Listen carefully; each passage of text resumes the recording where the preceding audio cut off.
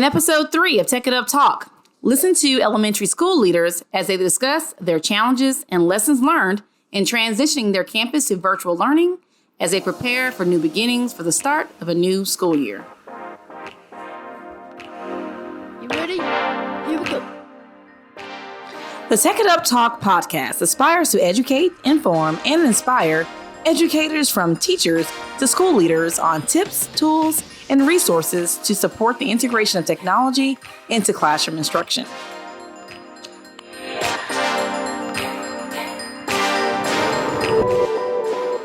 You're listening to Tech It Up Talk with Dr. Mac, your host with the most passion for supporting educators from teachers to school leaders with the integration of technology into instruction.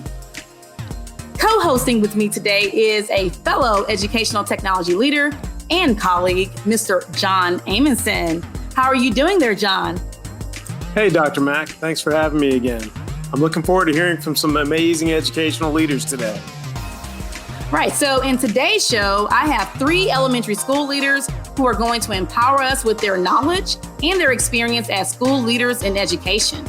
I have Amanda Wingard, principal of Neff Elementary, and Myra Bell, principal of Peck Elementary, and Lola Parahan, principal of Helms, a Spanish immersion dual language school. Thanks for joining us today. Could you each introduce yourself and tell us a little bit about your background? Hey everybody, my name is Amanda Wingard and I am the principal at Neff Elementary. I'm a proud graduate of Sharpstown High School and Texas A&M University. I've been at Neff my entire career, so I started there as a 3rd grade teacher and moved from teacher to instructional specialist to assistant principal, and now I am about to start my 7th year as principal at Neff. So I'm excited to be here and also hear from my fellow principals and their experiences in all of this. All right. And Myra? Hi, I'm Myra Bell. I am the current principal of Peck Elementary.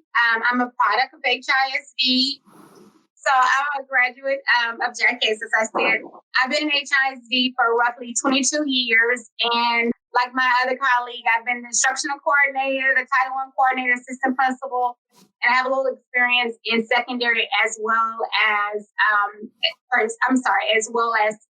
early childhood. Okay.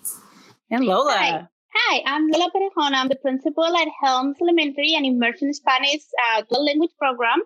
I've been in education for 23 years, 20 of them in HISD. I'm originally from Spain, so I didn't graduate from HISD, but I've been in education my whole life. My dad is a university professor, so I'm a firm believer on bilingual and bicultural students, and that's what I do at Helms for the last 7 years, and I've been the principal for the last 4. And I've been a kindergarten teacher, 1st grade teacher, 4th grade teacher, and I worked for 1 year in the curriculum department, but I missed the school too much, so I went back.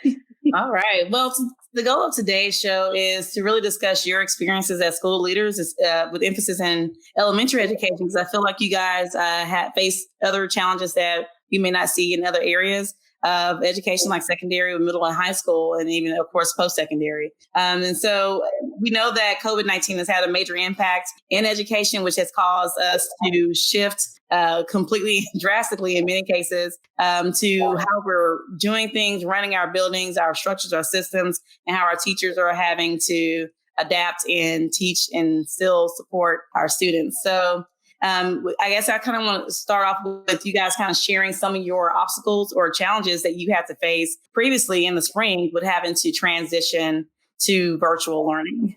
I think the spring is where it all started. We went out for spring break. By that Wednesday, we found out that we were going to have a whole school online.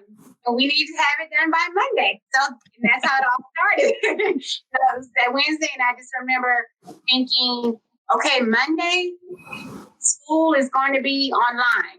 Okay, let me get this, you start thinking schedules. How many people logged in? Who's going to log in? How do they know to log in? So it was a real strange spring break. Right, I imagine. Yeah, and our biggest obstacle at Neff is we did not have one standard platform that all of our teachers use to communicate with parents. I didn't use one. Some of our teachers were using Remind, Class Dojo. They were just They gave them their own personal phone numbers, class tag, blooms. We were just all over the place and what we were using to communicate with parents and what platform we were using. So that was our biggest challenge, kind of coordinating everything as we went into this super fast. Right. Yeah. For us, I think it was a platform. We had a platform to communicate with our parents, so that was easy. But the teachers we were not really using a technology platform at the school because at the elementary level, we don't have the same amount of technology that they may have at the middle and high school. So some of my teachers were using the hub just for the digital resources and things like that. So it was kind of hard now you have to do everything from a screen. Yeah. Right. Yes, I can imagine. Do you feel that there were, you kind of mentioned one, that there was like a significant difference between elementary and secondary with the access to technology? I guess outside of it, were there any other differences you felt that I guess made it more challenging for at the elementary level? Well, I think for our elementary kids, I have pre-K students and kindergarten students. So for them, having to log in and having to know their whole date of birth, all the information they need to log in, it was a little.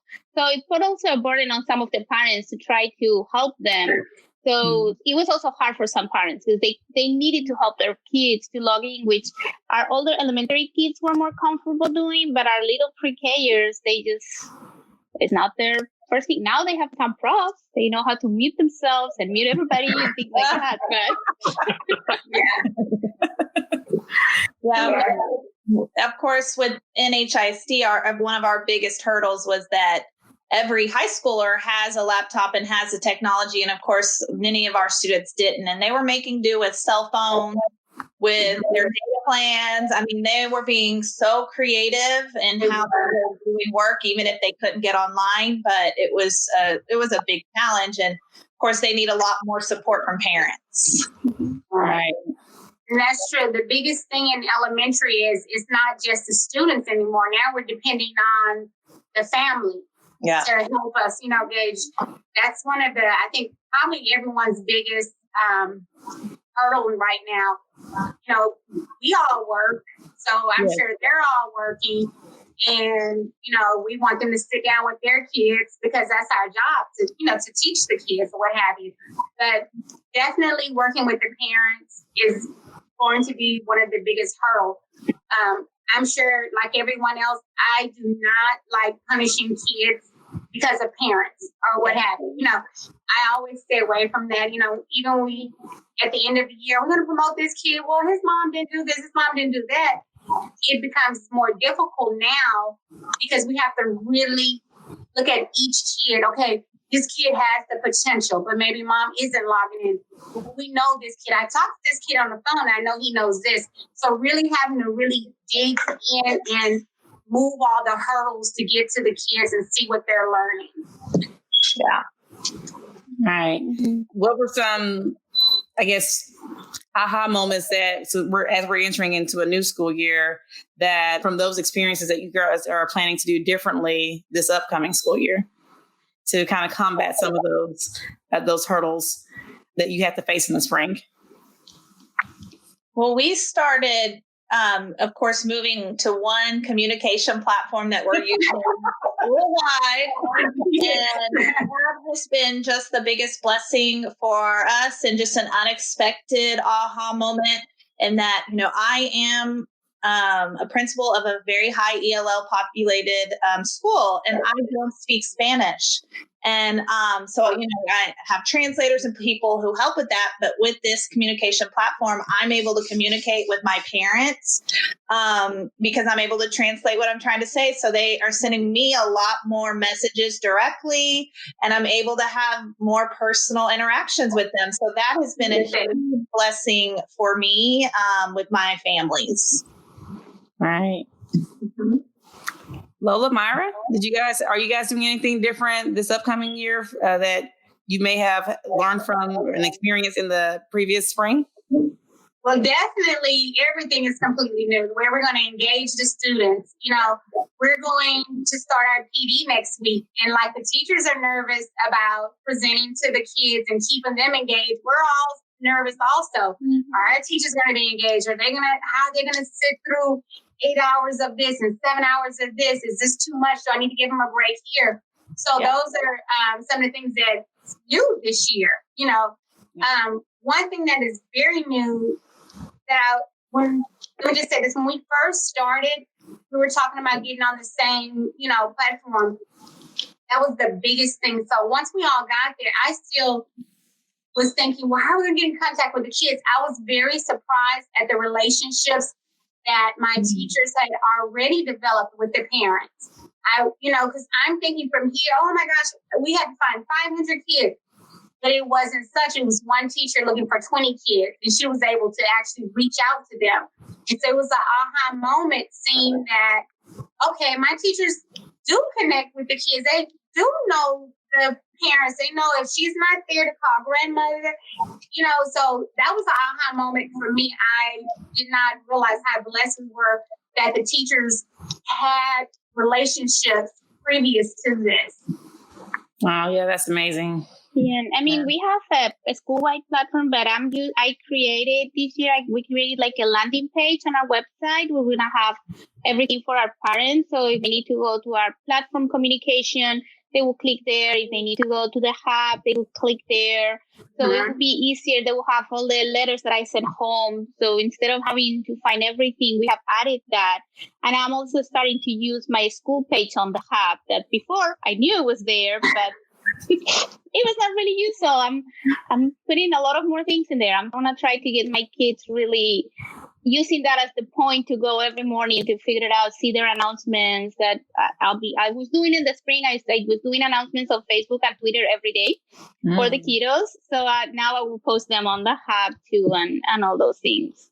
No, that sounds amazing. You guys have really picked up a lot of tech skills and adopted a lot of the things that the district's made available for you. If you were going to speak to other educational leaders, knowing what you went through in the spring and how you're planning for the fall, if you could talk to them specifically about how they could utilize technology and different platforms, what kind of advice would you give a brand new principal who maybe wasn't familiar with any of these things? YouTube. Because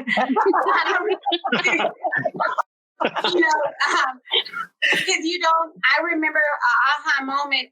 The first staff meeting I had, and I was like, "Is the camera on? Can you see me? Hello, Weedy, can you hear me?" I was just really freaking out, and who's here? And I heard a teacher say, "They expect us to do that, and look at them. They don't even know what they're doing." And at that moment, I was like, "Oh no, buddy. I'm going to go learn it." Oh, no. So it wasn't, even I had some older teachers that were really scared about it. And I'm thinking, it's just a click. I mean, if you click the wrong thing, the worst thing is the computer might cut off and you'll find us again later. So just getting everyone really comfortable with that, that, hey, this is new. Another thing that was really helpful to me, in my opinion, this is whether you're online or face-to-face. With my administrators, I always tell them we're teachers of teachers. So we have to model. When we present, we have to present that same way. If we're trying to engage the kids, check for understanding, doing this, it's the same thing with our teachers. We have to, when we present to them or teach for them, we have to stop, make sure they understand, make sure that they're comfortable, make sure that they're going with the technology. So that's one thing I would definitely say to anyone. Remember that your staff, that's your immediate class. That's your responsibility to make sure that they're good. If they're good, then they're going to get their 20 together, that 20 together, and then you're much more effective. But modeling the things that you expect, you have to model it. Never giving them something, hey, I want this done on this spreadsheet and this done on this spreadsheet. You don't want to set our teachers up for failure or to be scared. So one thing we're doing with this PD is we're showing everyone everything. We're not going to assume anyone knows anything. You have a Google account. Some people didn't even know we had a Google account. It's just the little things. I was up one night, I was like, oh my God, look at all these apps. I was all over the place. So just giving them time to process it, and more than that, modeling and letting them know this is a team effort. We're all in this. The parents, the students, this is all of us learning. Right. That's great. I agree with Myra. I agree with Myra 100% that you can't assume that they know the things you do, or that they know things are accessible. So I know on the first day, we are going to do a virtual field trip where let's just go see how you get to Microsoft Office 365. I like that idea. OneNote and things like that. So that's going to be starting from the very beginning. Something else that we have found out of all this is, and Lola kind of mentioned this with her parents, but we're also doing this with our teachers and our staff, is to just streamline and keep everything in one place. So we utilize OneNote, first time to use it, really school-wide this year. So our instructional continuity plan is there. All of our links are there. That's where our safety plan will be kept. I mean, it's all going to be kept in OneNote in the same place. So they're not looking in all these files and folders. And that really helped us kind of keep everything in one place. Yeah, I agree. And modeling, like Myra was saying, modeling for the teachers. Like I did it on the spring. I will learn how to use a Screencastify, and I will show them. Okay, I'm gonna have a PD you're gonna come find it voluntary time, and they will come and I will share my screen and show them how to do it. And a lot of them, okay, she's doing it, so I can do it.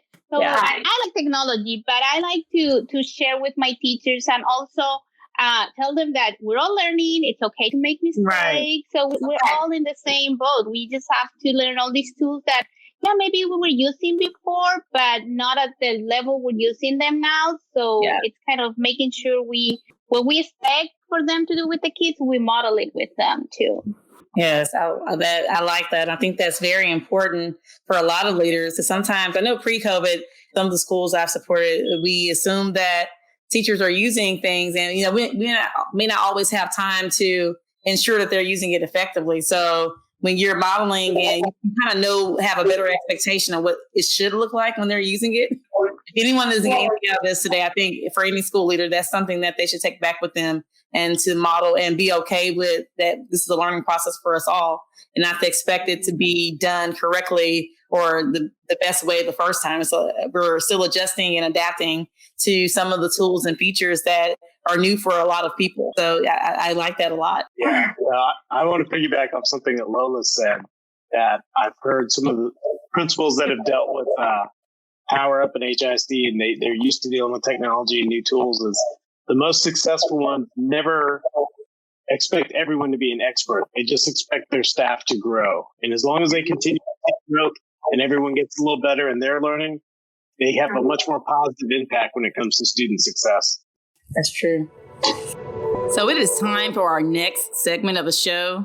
And I like to call this segment, Get Your Tech Together. So in this segment, I would like you all to share some tools or even must-have tools you feel that school leaders and even teachers should probably have in their virtual toolbox for this upcoming school year. I think the biggest thing, just like she's saying, keeping everything in one location.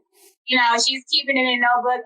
We kept ours in Teams, all of our folders. Before that, we do keep a lot of things in the hub. Thank goodness I had an administrator who was big in technology. So that was a great thing. Our lesson plans were already in the hub. Our attendance was already everything, So keeping everything together, I cannot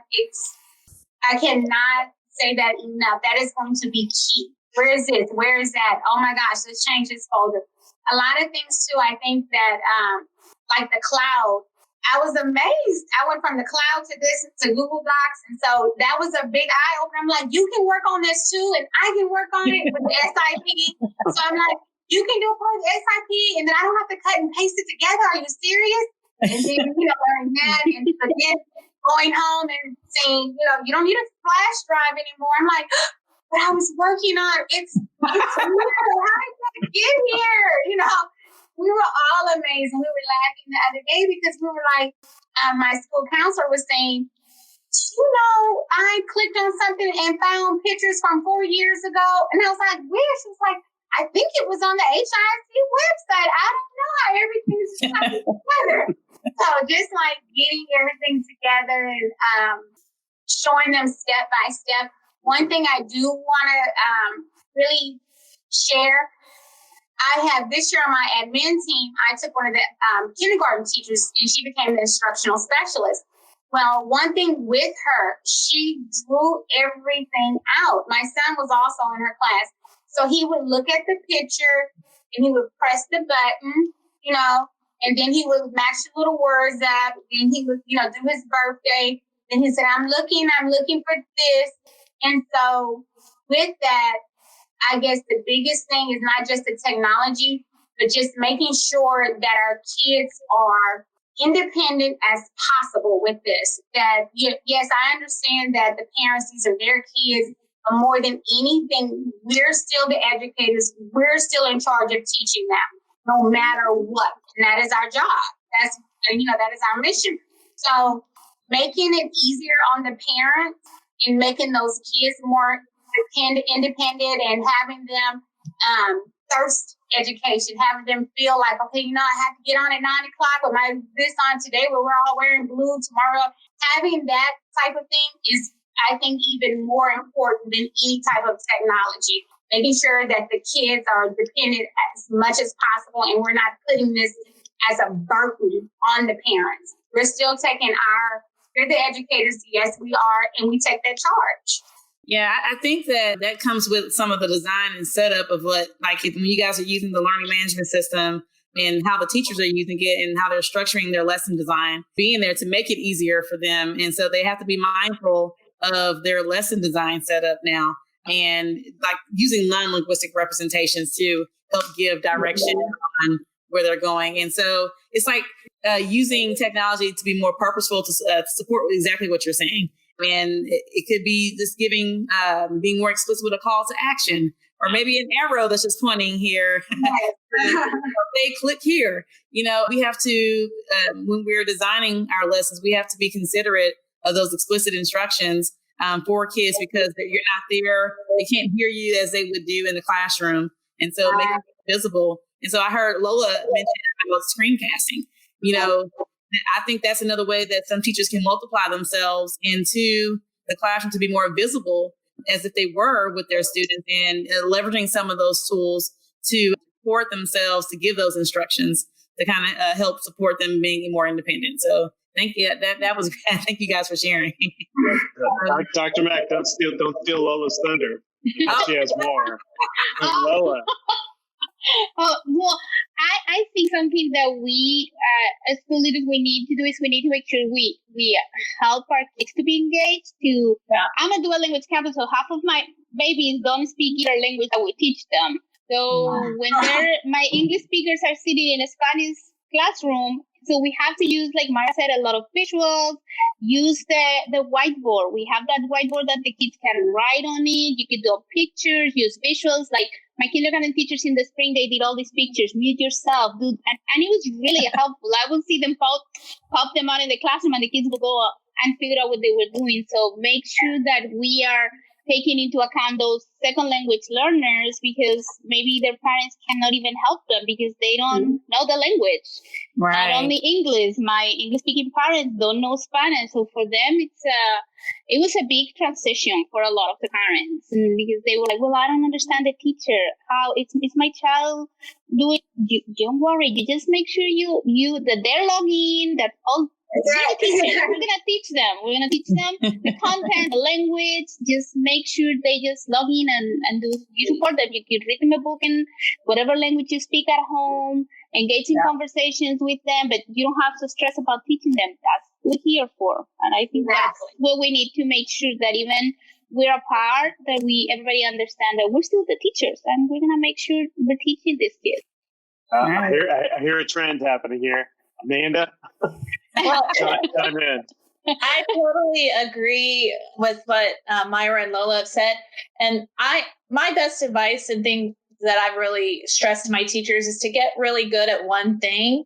Don't try to learn 5 or 10 platforms all at one time. Really focus on something that you're, worried about or something that you want to do better at and get to know that. So for instance, I think a lot of teachers out there are worried about heading into this school year that we didn't have to address or didn't have to do in the spring is assessments and grading.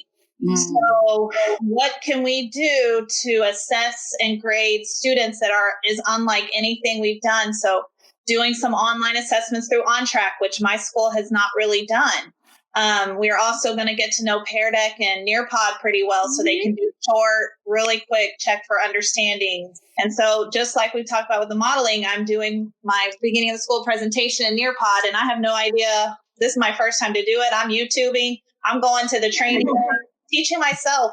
And that's the beauty of what we're doing is there's so many resources out there to learn, and you don't have to wait for Miss Wingard, the principal. You can and teach yourself like I am, right? Right. So, that's just my little input on that. I agree. I totally agree with that.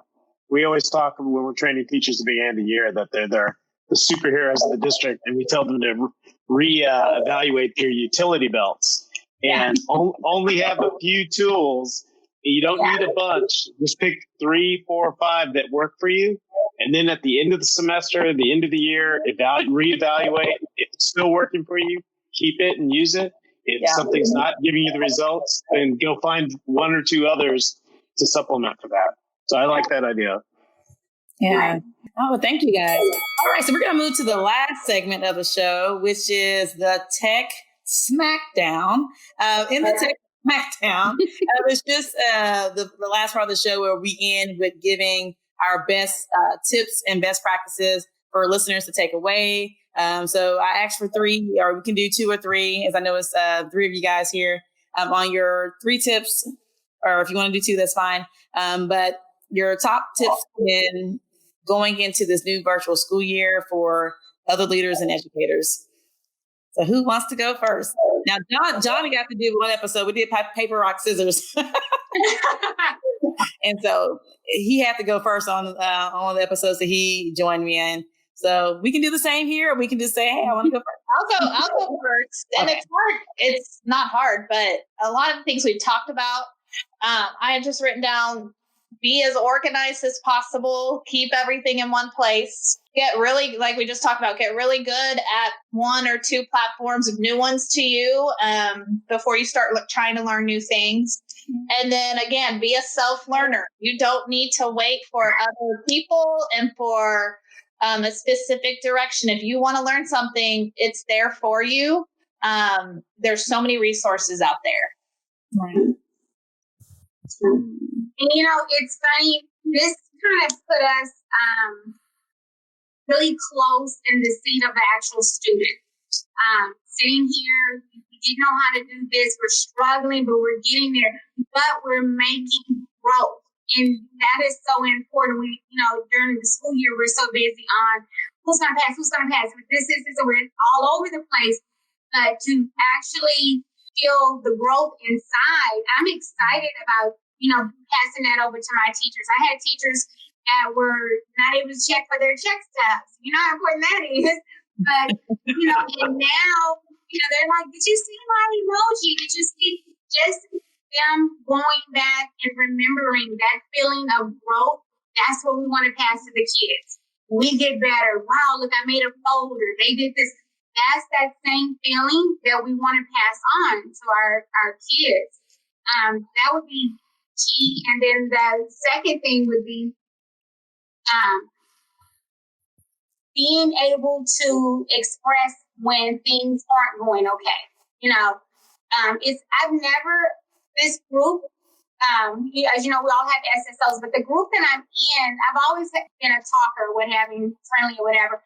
But to go in and say, hey, have you did your calendar? I'm going to share my calendar with you. I think this has definitely made us more, don't invent the wheel. Hey, I have this. You can use this if this works.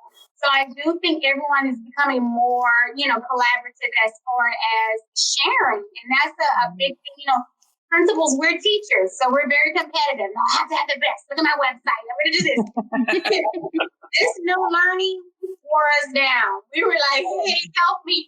What do you do for this? What do you do for that? So those are some things, that I took away. That feeling of learning, I want to pass that to the babies. I want them to feel like, they are learning. Even, we may not be getting the fluency we want or the, this or that, but it is important. It made us stop. Technology is important. How many times do we pull our kids out of technology or tutoring? I'm going to pull you out for math. You're struggling this, no technology for you today. Or when we do put them on technology, you know what it is. It is a mind brain or, something like that. It's something that's still, pressing. But it did make us stop and say, you know what? The kids really do need to know the fundamentals of technology. So that was the eye opener. When we go back, I'm sure that's the first thing we're going to do is be here. Okay, let me make sure you log in by yourself. I got you here. Make sure you know how to do this. So it's the eye opener to all of us just how important technology really is. All right. That's right. Lola. Yeah, I would say that don't forget to be positive and real. Like, this is hard. We're all learning. So there's some days that probably they want to be like, you know what, let me get away. Well, just ask for help on that day. That's what we're here for, B. So don't let that positivity get away from you, because your students will feel it. They will feel like, oh, she doesn't want to be here. She's struggled or she's frustrated. And if you have to tell them, you know what, I need to log off and I'll go back in a second, just do it. Sometimes the technology is not working, just shut everything off and come back in the meeting. And so don't forget that, and keep building those relationships with students, because we're far and it's usually a little harder. It's easier when you see them on the hallways everywhere, every day. So build that relationship, send them a little chat message. I have a few that were chatting with me over the summer. I was like, okay, so that's nice. It's like, oh, okay, they're going to chat with the principal? That's nice. And also, don't forget, like, the same way when we're in brick and mortar school, we're always with those procedures. Your kids need to know the procedures, like a fire drill is. Well, now they need to know a different type of procedure. So make sure the teachers are teaching those procedures, how to open the Microsoft Forms to answer the questions on the quiz, or how to do these little answers on Nearpod, like Amanda was mentioning. So make sure that before we ask the students to do something, an assessment, we have modeled it for them so they know exactly how to do it. So don't forget those procedures that are a little different, but we still have to make sure we do them. All right. I like the last thing you said, because I think sometimes we design things and we don't go through it as a student and from the student perspective. And so I think before you implement it with the student, you should probably go to see what it feels like as a student to make sure that you can easily follow it. So it goes to what Myra was saying about being independent. Like, let me go through this as if I were a student. Will they be able to go back and do this versus just saying, let me get the plan done and check off a box and say, hey, it's there. The information's there. You should get it. Make sure you read the instructions. Right. Yes, my husband has done my presentation on Monday. Oh, wow. And I need to make sure That's good. Yes. It didn't work. So I fixed them. It's husband, please. Yeah. Good man. So that worked out. Yeah, we set up a practice class on Teams last spring, so the teachers were putting lessons there and everybody was going, and no, this is not opening. It's the way you have to try it. Yeah. Right. Yeah. Well, I want to thank you guys. Wait. Oh, wait. Oh, wait. I want to play. All right, John, let's hear it. Hey, based on what everybody says, I want to share a few nuggets that I think might be valuable for some of you guys. So I'm going to start with Lola. She was talking about her ELL students and communicating with parents and the language things. The platforms that you guys are going to be utilizing, since I know where all you guys work, Immersive Reader allows for these translations, and for people that are having struggles reading, they can put it in their language, you can read it to them. It's a very powerful tool, but it's embedded in the hub. It's embedded in Teams. So that is definitely something you guys should leverage if you need that.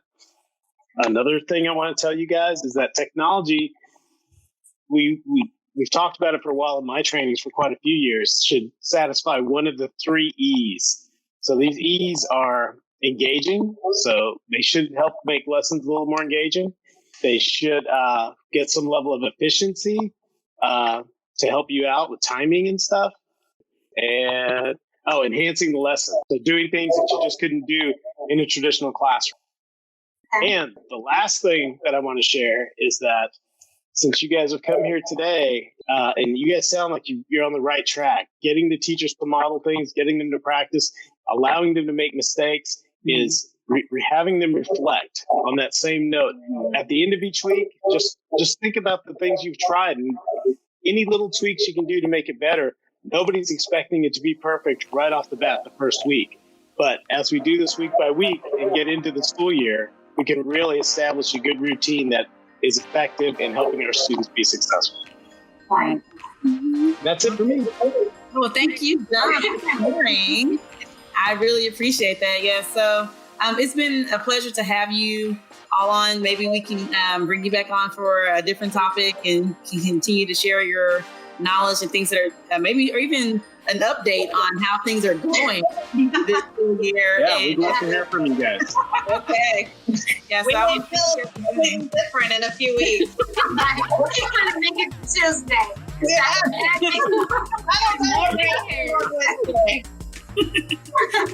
I want to thank you for your time, and it's been a pleasure. And I hope we were able to help someone that's going to listen to this podcast be a better educator and to continue to support students in their development and success in learning.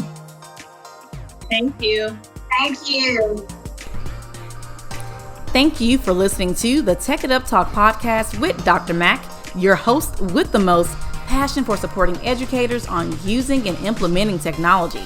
Be sure to catch our weekly episodes every Friday and connect with me on the Tech It Up Talk Facebook page and Twitter and Instagram at Tech It Up Talk or at Dr. J.E. McDonald. Now, I know teching may not always be easy, but it sure is fun.